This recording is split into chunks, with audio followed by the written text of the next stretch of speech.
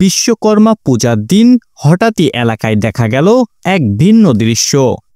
কিশোর তরুণদের একটি দল দেশীয় অস্ত্র হাতে স্পিডবোটে ঘুরে বেড়াচ্ছে। হাতে ছিল রামদা, চাইনিজ ক্রল সহ নানা ধরনের অস্ত্র।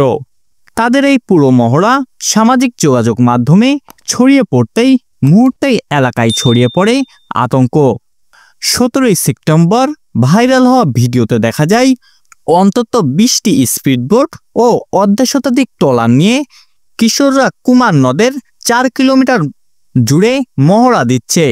স্থানীয় প্রত্যক্ষদর্শীরা বলছেন, পূজার শেষে প্রতি বছর কিছু তরুণ নদীতে আনন্দ ফুর্তি করে, তবে এবার প্রথমবারের মতো অস্ত্র হাতে মহড়া দিতেই পরিস্থিতি ভিন্ন রূপ নেয়।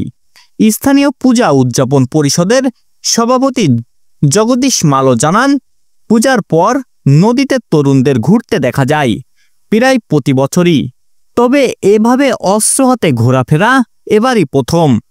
অন্যদিকে ভাঙ্গা থানার ওসি মোহাম্মদ আশরাফ হোসেন নিশ্চিত করেছেন যে ভিডিও দেখে পুলিশ ইতিমধ্যে অভিযান শুরু করেছে। অভিযুক্তদের ধরতে পদক্ষেপ নেওয়া হয়েছে এবং দ্রুত ব্যবস্থা নেওয়া হবে বলে তিনি জানিয়েছেন। এই ঘটনা স্থানীয়দের মধ্যে উদ্বেগ তৈরি করেছে।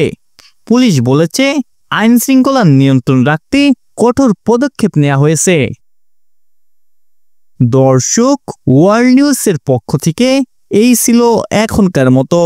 ভিডিওটি ভালো লেগে থাকলে লাইক দিন এবং সাবস্ক্রাইব করে আমাদের পাশে থাকুন। ধন্যবাদ সবাইকে।